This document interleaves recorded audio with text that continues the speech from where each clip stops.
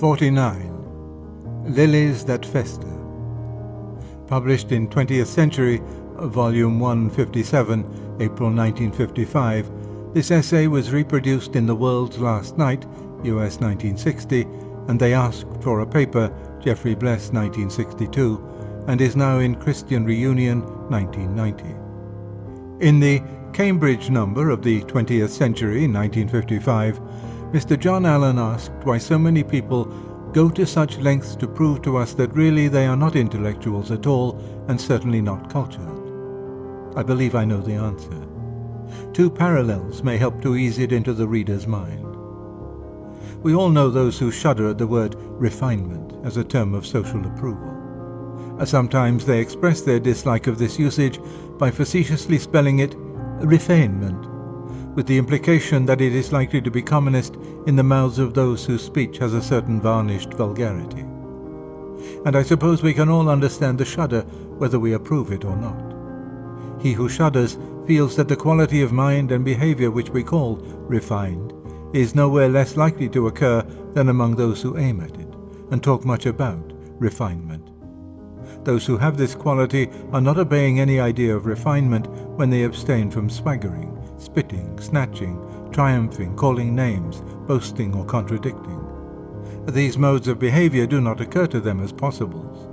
If they did, that training and sensibility which constitute refinement would reject them as disagreeables, without reference to any ideal of conduct. Just as we reject a bad egg without reference to its possible effect on our stomachs. Refinement, in fact, is a name given to certain behavior from without. From within, it does not appear as refinement. Indeed, it does not appear, does not become an object of consciousness at all. Where it is most named, it is most absent. I produce my next parallel with many different kinds of reluctance, but I think it too illuminating to be omitted. The word religion is extremely rare in the New Testament or the writings of mystics. The reason is simple. Those attitudes and practices to which we give the collective name of religion are themselves concerned with religion hardly at all. To be religious is to have one's attention fixed on God and on one's neighbor in relation to God. Therefore, almost by definition, a religious man, or a man when he is being religious, is not thinking about religion. He hasn't the time. Religion is what we, or he himself at a later moment, call his activity from outside. Of course, those who disdain the words refinement and religion may be doing so from bad motives. They may wish to impress us with the idea that they are well-bred or holy. Such people are regarding chatter about refinement or religion simply as symptomatic of vulgarity or worldliness, and eschew the symptom to clear themselves from the suspicion of the disease. But there are others who sincerely, and I believe rightly, think that such talk is not merely a symptom of, but a cause active in producing that disease. The talk is inimical to the thing talked of, likely to spoil it where it exists, and to prevent its birth where it is unborn. Now, culture seems to belong to the same class of dangerous and embarrassing words. Whatever else it may mean, it certainly covers deep and genuine enjoyment of literature and the other arts. By using the word enjoyment, I do not mean to beg the vexed question about the role of pleasure in our experience of the arts. I mean frui, not delectare, as we speak of a man enjoying good health or an estate. And now, if I am certain of anything in the world, I am certain that while a man is, in this sense, enjoying Don Giovanni or the Oresteia, he is not caring one farthing about culture. Culture? The irrelevance of it. For just as to be fat or clever means to be fatter or cleverer than most, so to be called cultured must mean to be more so than most. And thus the very word carries the mind at once to comparisons and groupings and life in society. And what has all that to do with the horns that blow as the statue enters, or Clytemnestra crying, "Now you have named me aright"? In Howard's End, Mr. E. M. Forster excellently describes a girl listening to a symphony. She is not thinking about culture, nor about music, nor even about this music. She sees the whole world through the music. Culture, like religion, is a name given from outside to activities which are not themselves interested in culture at all, and would be ruined the moment they were. I do not mean that we are never to talk of things from the outside, but when the things are of high value and very easily destroyed, we must talk with great care, and perhaps the less we talk, the better. To be constantly engaged with the idea of culture, and above all, of culture as something enviable or meritorious, or something that confers prestige, seems to me to endanger those very enjoyments for whose sake we chiefly value it. If we encourage others or ourselves to hear, see, or read great art on the ground that it is a cultured thing to do, we call into play precisely those elements in us which must be in abeyance before we can enjoy art at all. We are calling up the desire for self-improvement, the desire for distinction, the desire to revolt from one group and to agree with another, and a dozen busy passions which, whether good or bad in themselves, are, in relation to the arts, simply a blinding and paralyzing distraction. At this point, some may protest that by culture they do not mean the enjoyments themselves, but the whole habit of mind which such experiences, reacting upon one another and reflected on, build up as a permanent possession. And some will wish to include the sensitive and enriching social life which, they think, will arise among groups of people who share this habit of mind. But this reinterpretation leaves me with the same difficulty. I can well imagine a lifetime of such enjoyments leading a man to such a habit of mind, but on one condition, namely, that he went to the arts for no such purpose. Those who read poetry to improve their minds will never improve their minds by reading poetry.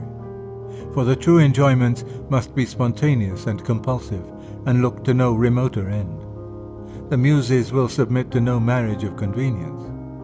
The desirable habit of mind, if it is to come at all, must come as a byproduct, unsought. The idea of making it one's aim suggests that the shattering confidence which Goethe made to Eckermann, "In all my youthful amours, the object I had in view was my own ennoblement." To this, I presume, most of us would reply that, even if we believe a love affair can ennoble a young man, we feel sure that a love affair undertaken for that purpose would fail of its object, because of course it wouldn't be a love affair at all. So much for the individual. But the claims made for the cultured group raise an embarrassing question. What, exactly, is the evidence that culture produces among those who share it a sensitive and enriching social life?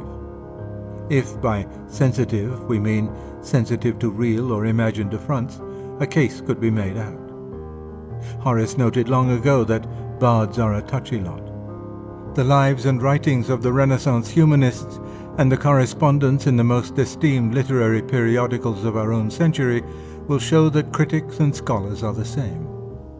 But sensitive in that meaning cannot be combined with enriching.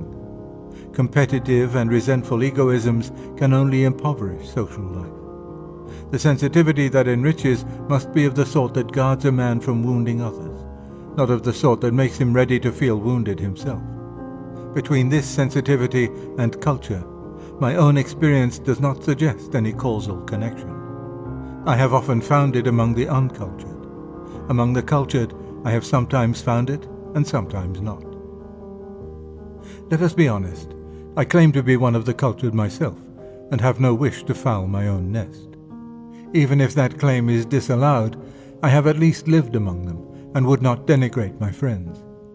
But we are speaking here among ourselves, behind closed doors. Frankness is best. The real traitor to our order is not the man who speaks within that order of its faults, but the man who flatters our corporate self-complacency. I gladly admit that we number among us men and women whose modesty, courtesy, fair-mindedness, patience in disputation, and readiness to see an antagonist's point of view are wholly admirable. I am fortunate to have known them. But we must also admit that we show as high a percentage as any group whatever of bullies, paranoiacs and poltroons, of backbiters, exhibitionists, mopes, milksops, and world-without-end bores. The loutishness that turns every argument into a quarrel is really no rarer among us than among the subliterate. The restless inferiority complex, stern to inflict, but not stubborn to endure, which bleeds at a touch but scratches like a wildcat, is almost as common among us as among schoolgirls. If you doubt this, try an experiment. Take any one of those who vaunt most highly the adjusting, cleansing, liberating and civilizing efforts of culture, and ask him about other poets, other critics, other scholars, not in the mass, but one by one and name by name. 9 times out of 10, he will deny of each what he claimed for all. He will certainly produce very few cases in which, on his own showing, culture has had its boasted results. Sometimes we suspect that he can think of only one. The conclusion most naturally to be drawn from his remarks is that the praise our order can most securely claim is that which Dr. Johnson gave to the Irish. They are an honest people. They never speak well of one another. It is then, at best, extremely doubtful whether culture produces any of those qualities which will enable people to associate with one another graciously, loyally, understandingly, and with permanent delight. When Ovid said that it softened our manners, he was flattering a barbarian king.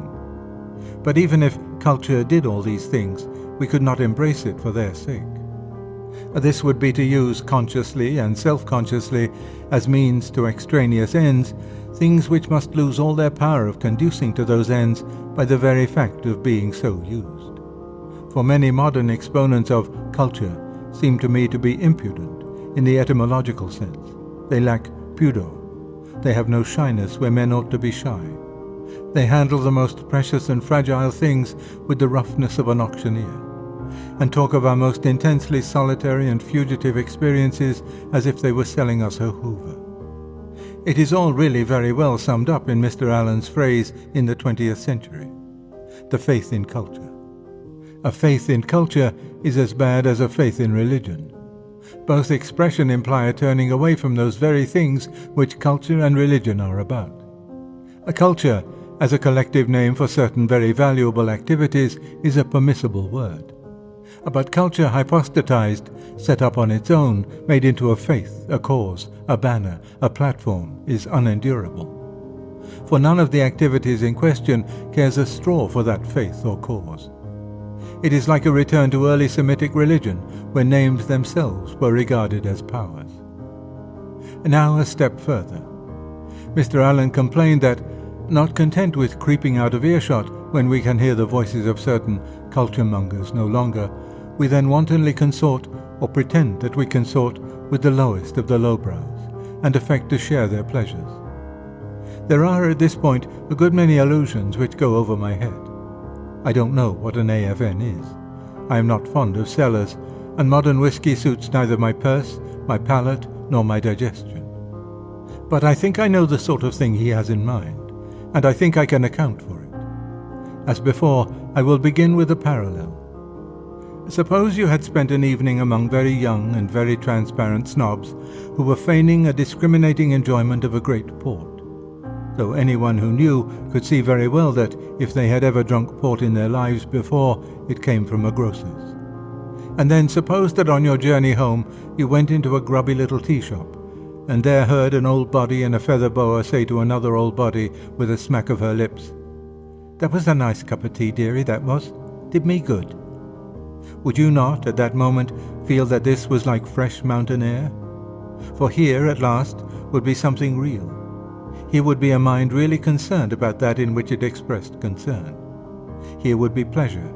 Here would be undebauched experience, spontaneous and compulsive, from the fountainhead. A live dog is better than a dead lion.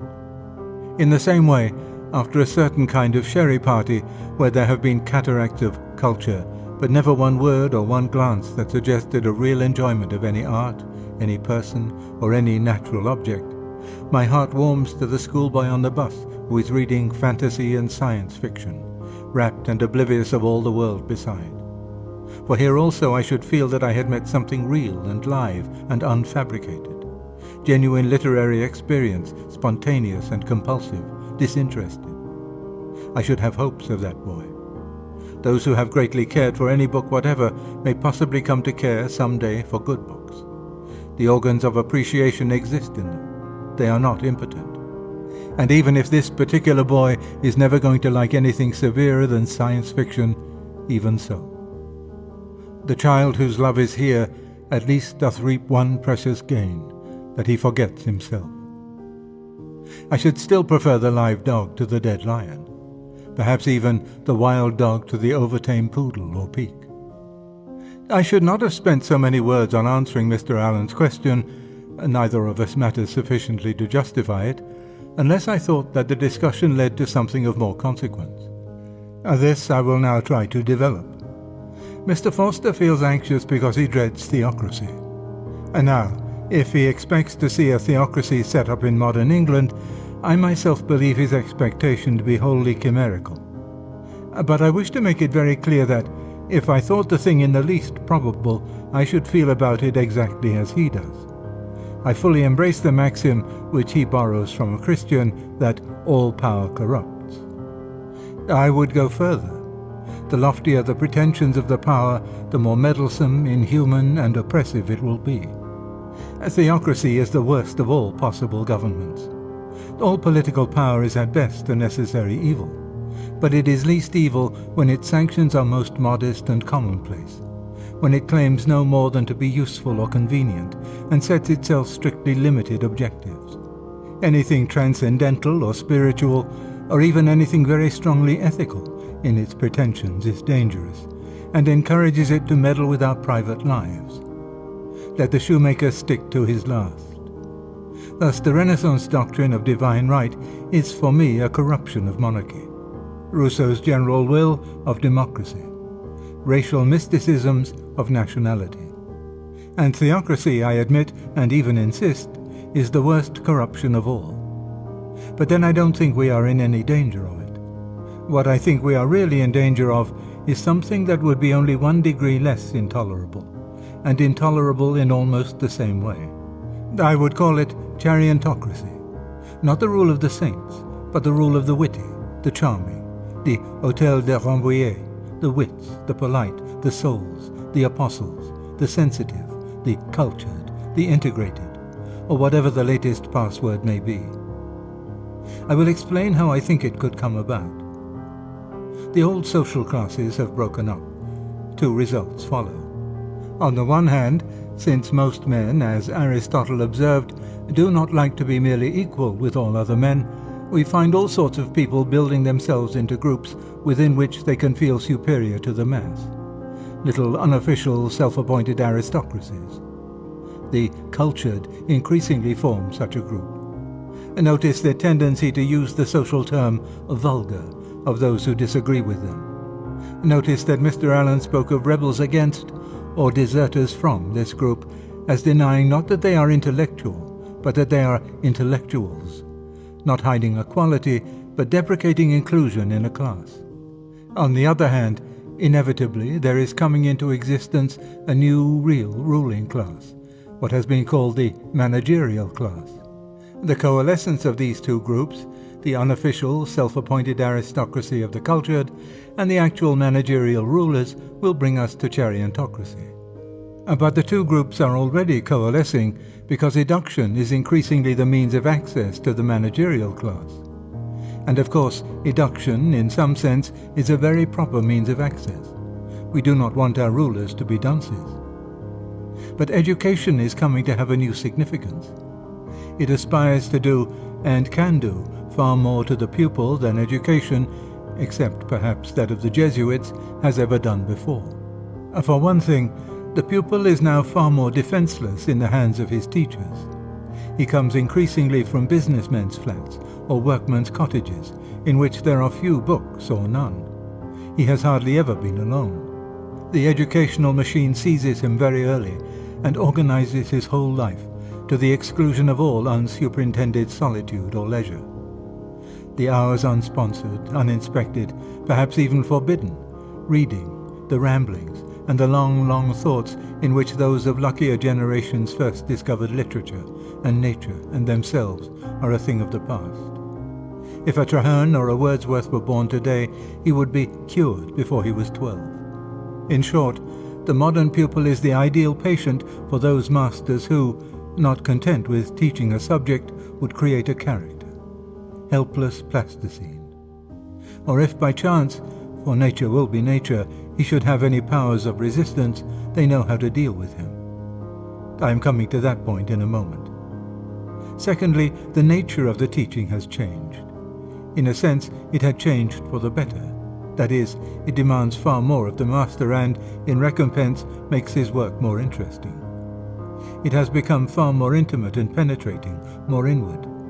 Not content with making sure that the pupil has read and remembered the text, it aspires to teach him appreciation. It seems harsh to quarrel with what at first sounds so reasonable an aim, yet there is a danger in it. Everyone now laughs at the old test paper with its context questions and the like, and people ask, what good can that sort of thing do a boy? But surely, to demand that the test paper should do the boy good is like demanding that a thermometer should heat a room. It was the reading of the text which was supposed to do the boy good. You set the paper to find out if he had read it. And just because the paper did not force the boy to produce or to feign appreciation, it left him free to develop in private, spontaneously, as an out-of-school activity which would never earn any marks, such appreciation as he could. That was a private affair between himself and Virgil, or himself and Shakespeare. 9 times out of 10, probably nothing happened at all. But wherever appreciation did occur, and quite certainly it sometimes did, it was genuine, suited to the boy's age and character. No exotic, but the healthy growth of its native soil and weather. But when we substitute exercises in practical criticism for the old dry papers, a new situation arises. The boy will not get good marks, which means in the long run that he will not get into the managerial class, unless he produces the kind of responses and the kind of analytic method which commend themselves to his teacher. This means at best that he is trained to the precocious anticipation of responses, and of a method inappropriate to his years. At worst, it means that he is trained in the, not very difficult, art of simulating the orthodox responses. For nearly all boys are good mimics. Depend upon it, before you have been teaching for a term, everyone in the form knows pretty well the sort of stuff that goes down with prickly Popeye.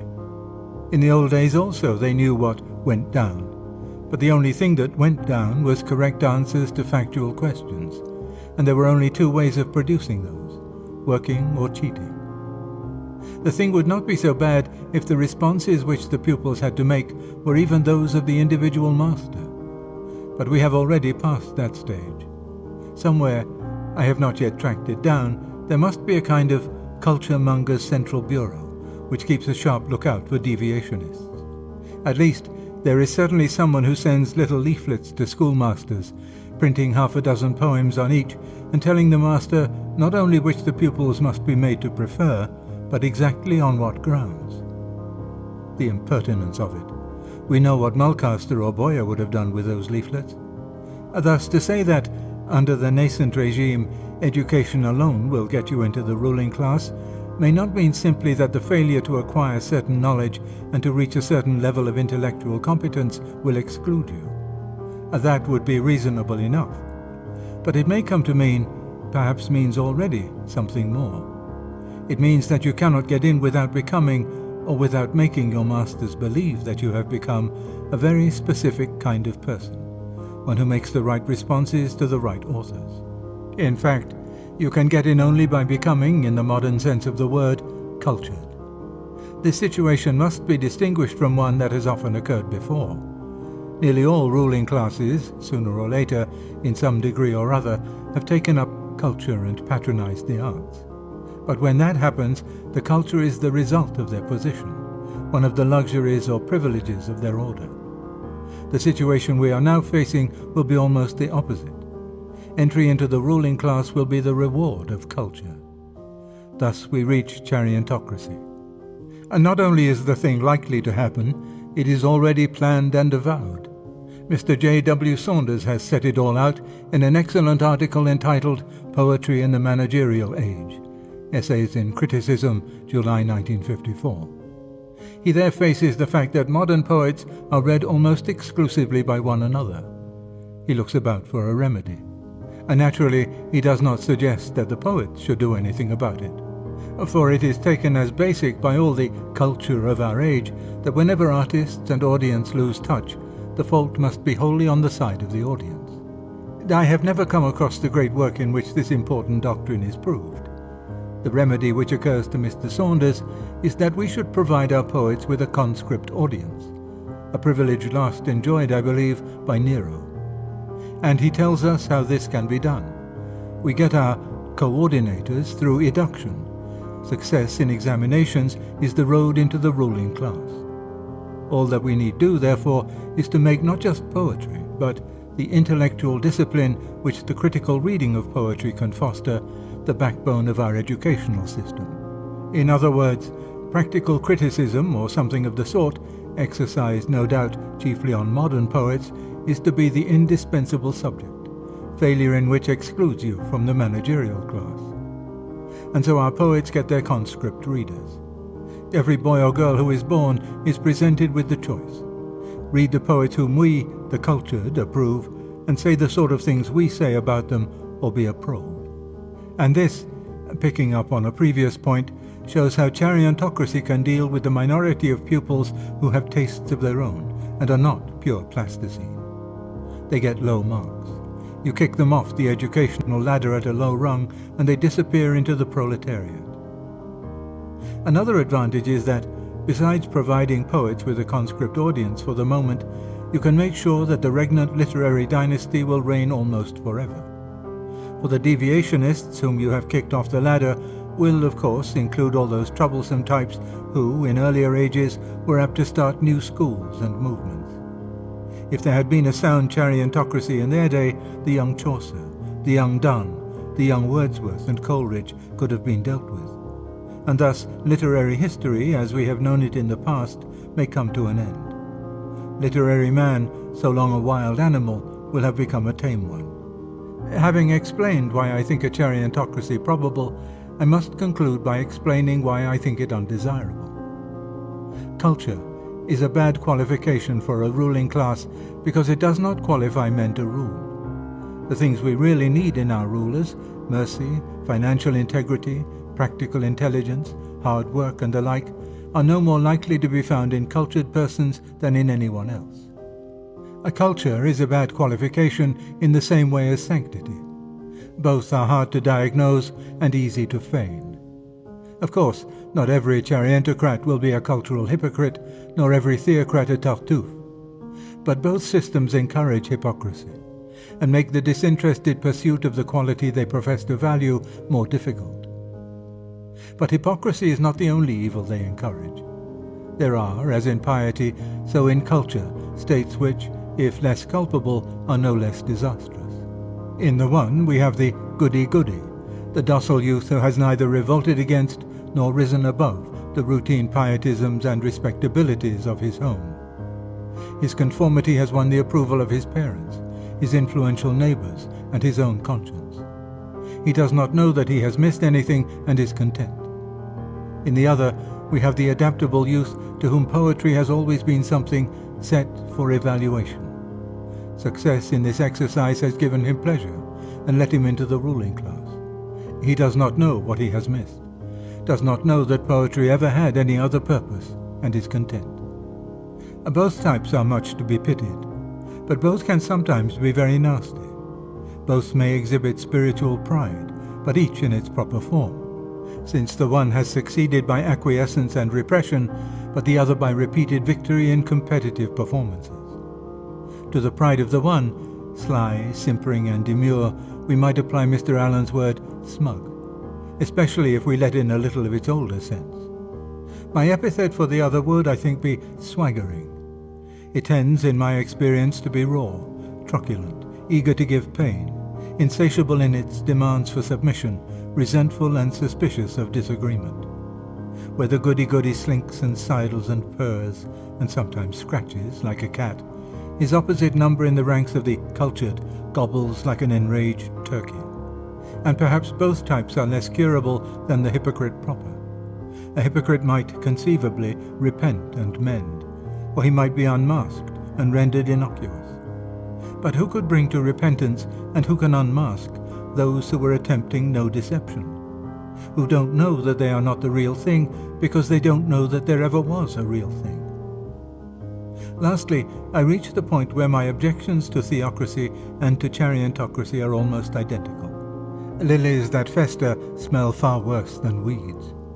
The higher the pretensions of our rulers are, the more meddlesome and impertinent their rule is likely to be, and the more the thing in whose name they rule will be defiled. The highest things have the most precarious foothold in our nature. By making sanctity or culture a moyen de parvenir, you help to drive them out of the world. Let our masters leave these two at least alone. Leave us some region where the spontaneous, the unmarketable, the utterly private can still exist. As far as I am concerned, Mr. Allen fell short of the mark when he spoke of a retreat from the faith in culture. I don't want retreat. I want attack, or, if you prefer the word, rebellion. I write in the hope of rousing others to rebel. So far as I can see, the question has nothing to do with the difference between Christians and those who, unfortunately, since the word has long borne a useful and wholly different meaning, have been called humanists. I hope that red herring will not be brought in. I would gladly believe that many atheists and agnostics care for the things I care for. It is for them I have written. To them I say, the faith in culture is going to strangle all those things unless we can strangle it first. And there is no time to spare.